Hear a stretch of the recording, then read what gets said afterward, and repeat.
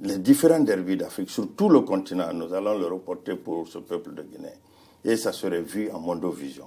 Aujourd'hui, Sismedia est vu en Mondovision parce que vous êtes aux États-Unis où nous sommes sur le satellite Intelsat. Au jour d'aujourd'hui, vous le voyez n'importe où, que ce soit la radio et la télévision. Donc une très grande fierté, une très grande destination pour la Guinée. Voilà l'idée de Sismedia. L'autre investissement important de votre groupe, qui est venu d'ailleurs avant Sismedia, c'est bien sûr le Oroya Athletic Club. Il y a quelques années, je vous ai reçu dans l'émission Gouvernance, où on a parlé du Oroya, où on a parlé d'un plan qui devait partir de 2012 à 2017, si mes souvenirs sont exacts. Où nous en sommes aujourd'hui avec ce club mythique qui rafle tout en Guinée, mais qui a encore du parcours à faire sur le plan continental. Bon, vous savez, on ne se lève pas d'un jour pour devenir géant. Oui. Sinon, vous vous transformez en un géant au pied d'argile. Tout à fait. Et quand nous sommes venus, je vous ai expliqué, je me souviens, il y a 4 ans, je vous ai expliqué que nous avons un programme. Quand nous sommes venus d'abord en 2011 à Oroya, nous avons essayé de faire les diagnostics, faire les études. Et cette étude était prête en 2012. Nous avons projeté 2017 comme notre point pour devenir très grand club. C'est-à-dire qu'on a nommé projet 2013-2017. Et pendant ces années, jusqu'à 2017, il faut jouer le haut niveau pour corriger les erreurs. Et depuis ça, je crois que nous sommes sur une pente croissante. Et aujourd'hui, le Oroya est suffisamment bien préparé. Et vous avez vu les médias hors de la Guinée qui classent aujourd'hui le Oroya parmi, d'ailleurs, les 3 clubs investisseurs d'Afrique. Et nous sommes très fiers de cela. Nous sommes fiers de cela pour la Guinée. Nous sommes fiers de ça parce qu'aujourd'hui, dès qu'on parle de football en Afrique, on essaie de jeter un petit coup d'œil intéressant sur la Guinée. Alors qu'avant, on avait disparu sur la carte. Notre objectif fondamental aujourd'hui, c'est de changer l'indice de notre pays. Il y a tous nos pays qui sont autour de nous, à part le Sénégal, sont parvenus à changer leur indice. Ils vont à 4 dans les compétitions africaines, alors que la Guinée va toujours à 2. Et c'est-à-dire il y a 2 grandes compétitions. Il y a toujours un club pour une compétition. Dès que vous trébuchez, tout le pays perd. Mais si nous rentrons demain dans la phase des poules, nous irons à 4 clubs. Et si le Oroya ne passe pas, les 3 clubs, parmi les 3 clubs, un passera. Ou bien parmi les 4 clubs, un passera minimum. Donc voilà, et l'indice de la Guinée sera changé. Et ça jouera aussi sur notre classement FIFA. Ce qui est important pour notre football, ce qui est important pour notre jeunesse. On en parle justement puisque nous avons déjà fait un tour au siège du club Oroya à Matam, ici à Conakry. Je vais vous proposer cet autre grand format que nous avons eu à réaliser au niveau du club, le Oroya Athletic Club, futur champion d'Afrique, ce que nous souhaitons de tout cœur. Regardez. L'autre investissement important du groupe Guinée Business Marketing de Mamadou Antonio Souaré, c'est le Oroya Athletic Club, club aux multiples trophées en Coupe nationale et en championnat de Guinée, dont l'objectif principal reste et demeure la conquête du titre continental, la Champions League africaine. Oroya Athletic Club de Conakry, en 6 ans, elle a été 5 fois championne de Guinée et elle a eu 3 coupes nationales. Et au total, elle a une quinzaine de coupes, enfin une quinzaine de titres sur le plan local. Aujourd'hui, le club est à la conquête de sa marque sur le continent. Nous avons pour ambition de franchir le cap auquel nous nous sommes toujours limités pour aller à la phase des poules, éventuellement, comme l'appétit vient en mangeant, certainement une fois dans la phase des poules, nous projeter dans les perspectives d'une demi-finale et pourquoi pas une finale. À l'arrivée du président Antonio, nous avons fait un travail de réflexion par rapport, disons, à sa vision, et ce travail a été sanctionné par un plan stratégique 2012-2017 et qui réellement, dans les conditions normales, devait voir effectivement l'Oroya sur le plan international et être parmi les 5 meilleures équipes africaines. Ce n'est pas sorcier, c'est le travail. Nous avons un président, M. Antonio Soare, qui ne lésine pas sur les moyens, qui réunit toutes les ressources nécessaires. Quand je dis ressources nécessaires, ressources financières, matérielles et humaines, pour permettre au club d'atteindre ses objectifs. Nous avons eu un effectif qui nous a amenés jusqu'au titre. Bon, notre ambition ne s'arrête pas là. Nous voulons maintenant aller à la conquête africaine pour engranger réellement des points, des résultats permettant de changer l'indice du football guinéen. Ces ambitions légitimes, exprimées ici, à Matam, au siège du club Oroya, trouveront sans nul doute leur répondant à Yorokogia, impressionnant centre sportif et de loisirs dans la préfecture de Dubreka. Le centre sportif de Yorokogia, je pense que ce centre est venu à point nommé grâce à la vision éclairée de notre président, le président Antonio, qui, je dirais, se trompe difficilement. Donc, il a dit que pour aller de loin, pour essayer de booster vraiment les activités sportives, il faut prendre le football dans la rue et l'envoyer à l'école. C'est ce qu'on est en train de faire. À tous les Guinéens, amoureux du cuir rond, patriotes, épris d'esprit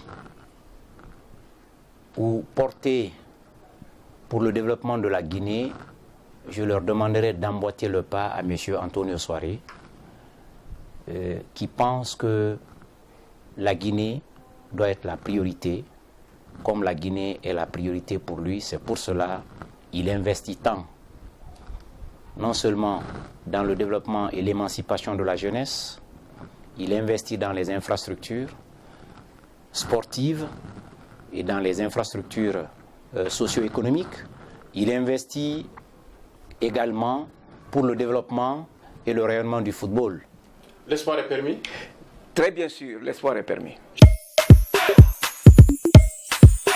Ces ambitions légitimes qui ont été exprimées tout à l'heure au niveau du club à Matam, avec bien sûr les différents responsables et les footballeurs, il y a que toutes ces actions trouveront très certainement leur répondant à Yorokogia.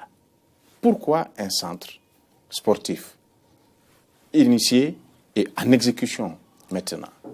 Bon, vous savez, quand vous voulez bâtir un grand club, une grande équipe, quand vous avez une grande ambition pour donner un grand soir à votre pays, le grand soir, c'est brandir une coupe.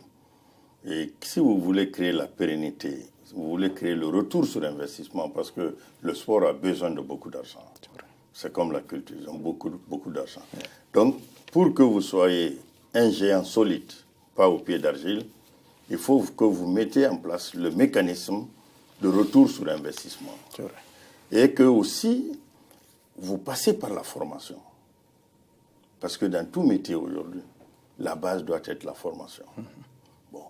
Et c'est pourquoi nous pensons que pour que le Oroya soit une grande équipe, pour que les clubs guinéens d'ailleurs soient des grands clubs, il faut ce centre de formation qui va produire beaucoup de joueurs que le Oroya seul ne peut pas consommer, que tous les clubs guinéens vont consommer. Donc ça sera à la disposition de tous les clubs de la sous-région, même au-delà.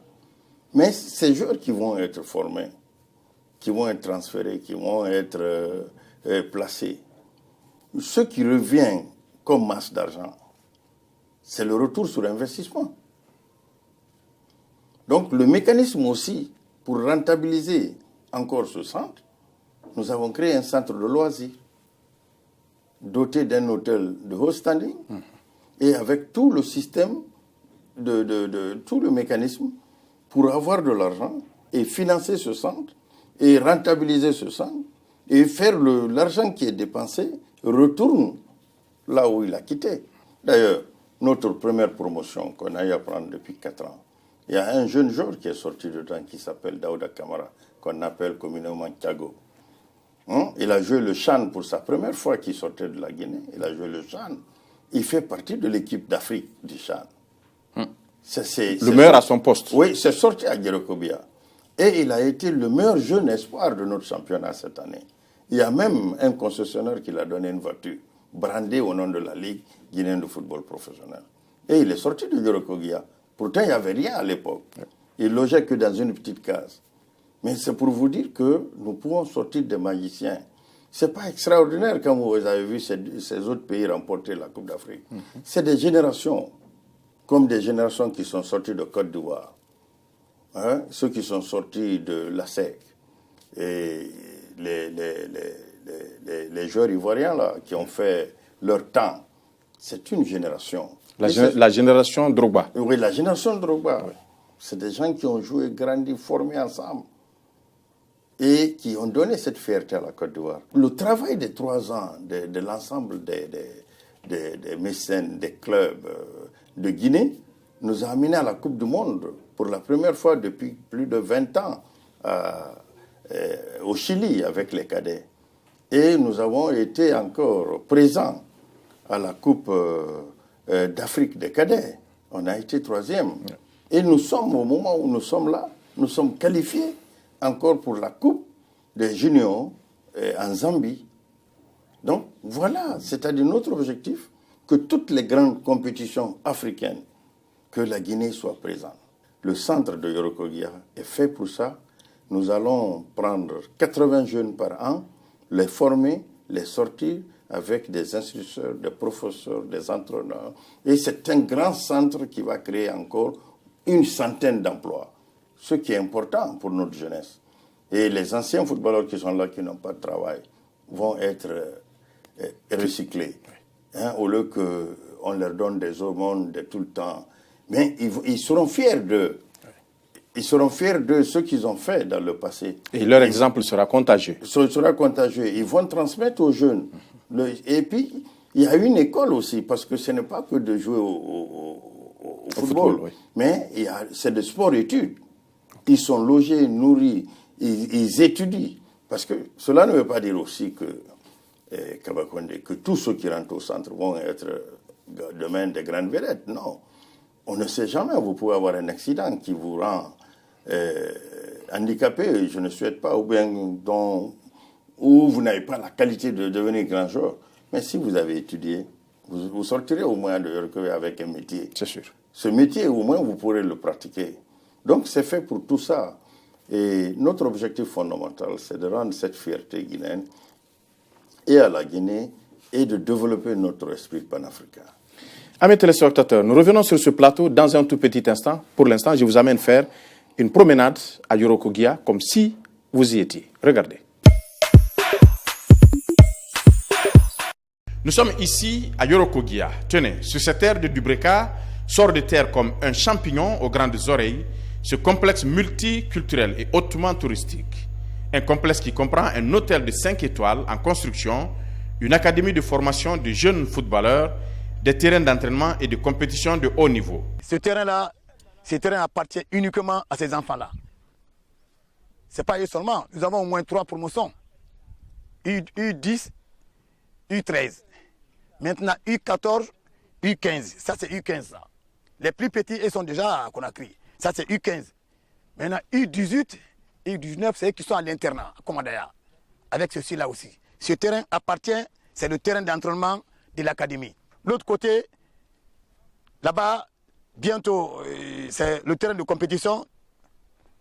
Il y aura 6 000 places que nous allons faire là-bas. La tribune de 6 000 places bientôt. L'autre côté aussi, il y aura tribune de 15 000 places, un terrain de 15 000 places, qui sera au moins gazon naturel. Les deux là, c'est les gazons synthétiques. Le bloc donc que vous voyez comme ça, c'est ce bloc-là qui va servir les enfants de cours théoriques, cours d'informatique, salle de projection, salle polyvalente. Les blocs de dortoir là aussi, vous avez vu déjà ce bloc-là, les enfants dorment dedans, 2 par chambre, 2 par chambre, 2 par chambre. On n'a pas besoin de sous-charger les enfants de l'académie. Quand ils sont à l'académie, il faut leur donner le temps de réfléchir, de penser, d'étudier, même dans la salle. Vous avez vu, le président a déjà payé tout ce qu'il faut pour une académie sur les dimensions internationales. Alors donc, les 3 blocs que vous voyez par l'état de la R+1, R+1, c'est 30 chambres qui représentent l'hôtel, les chambres de business. C'est l'hôtel de 5 étoiles. qui n'a rien à voir avec les autres hôtels de Conakry. Nous, ici, formation des enfants, on commence à partir de 13 ans jusqu'à l'infini. Mais on prend un enfant, on commence d'abord à savoir manipuler le ballon. On regarde quelle vision que l'enfant là il est. Et est-ce qu'il a l'avenir dans le football? Parce qu'il vient avec sa technique individuelle. Après, maintenant, on va voir ça, on cherche maintenant à arranger ça maintenant, travailler avec lui pour qu'il devienne quelqu'un demain. L'éducation que nous apprendre à les enfants, premier point, parce qu'un footballeur, il faut être bien éduqué d'abord, en dehors de ça, l'hygiène, et comment respecter des personnes âgées, et comment se respecter entre eux aussi l'adversaire. L'adversaire, c'est qui? Il s'agit de l'arbitre, des partenaires et les dirigeants. En dehors de ça, nous enseignons les enfants à des cours théoriques du football. Et puis il y a des matières aussi en tronc commun, l'informatique, mathématiques, géographie, l'histoire, français et la langue. Parce que dans une école de football comme cela, il faut apprendre les enfants à étudier la langue, surtout quand ils ont besoin de voyager. Ici c'est l'école, là-bas c'est la rue. Apprendre les 17 lois, les 5 jeux fondamentaux et les jeux tactiques. On mange bien, on dort bien et on s'entraîne mieux. C'est l'espoir du football guinéen. Œuvre du groupe Business Marketing avec à sa tête Antonio Soare, président du Oroya Athletic Club, PDG de Guinée Games et de 6 médias en radio, télé et en web. Nous formons le double champion, c'est-à-dire champion de la vie et champion du football. Si tu n'as pas pu réussir dans le football, tu peux réussir aussi d'autres matières. C'est la raison pour laquelle on a jumelé les deux à la fois, champion de la vie et champion de football. Après le football, grâce à notre président, et à l'ordinateur aussi, ils vont apprendre ça aussi, à travailler. Oui, des cours. Oui, des cours. Ici, ils sont logés. Ici, au compte de nourrir. Oui. Pour le problème de santé, tout ça là, c'est M. Antonio Soare. Leur passeport, leur billet, leur visa, tout et tout, c'est au compte de M. Antonio Soare. Nous formons les joueurs pour la relève du Oroya et d'autres clubs en Guinée. C'est ça l'objectif du président. Le centre là, le centre il est le premier d'abord en Guinée. Et il va donner les footballeurs excellents pour la Guinée. Et il va nous montrer, les enfants qui doivent nous représenter, et nous-mêmes on doit savoir maintenant, on dit, ouais, c'est les enfants là qu'on cherche. Prends l'exemple à notre petit, Daouda. Comment si tu le vois jouer, Thiago. Quand tu le vois jouer, mais alors, tu sais que le football à l'école et le football de la rue, c'est pas la même chose. Bangoura, vous êtes content? Très, mais je suis à l'aise. Merci. Moi, je suis à l'aise. Merci beaucoup. Je suis très à l'aise. La Guinée a des ambitions. Vous avez des ambitions nationales. Près de 80 jeunes qui vont être par année là-bas. Est-ce qu'ils vont être spécifiquement du Oroya ou bien ça va être une couverture nationale?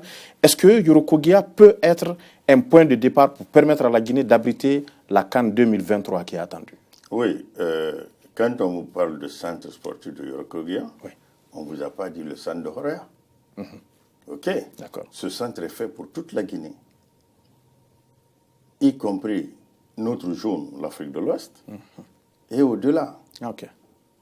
Mais notre esprit fondamental, notre idée fondamentale, c'est de sortir des jeunes qui peuvent redorer l'image de la Guinée. C'est-à-dire qui vont jouer pour les tricolores, le rouge et le vert, c'est-à-dire l'équipe nationale qu'on appelle le Sili national. C'est l'objectif fondamental. Un club, comme j'aime le dire dans toutes les grandes compétitions, on ne joue pas l'hymne national pour un club. Ok, mais on joue l'hymne national pour une équipe nationale, quelle que soit sa taille. C'est vrai. Que ça soit 17 ans, que ça soit 19 ans, que ça soit junior, senior, on jouera une équipe nationale. Et une équipe nationale n'est composée que des nationaux. Alors qu'un club, c'est une société commerciale. Donc, si nous avons fait Yorokogia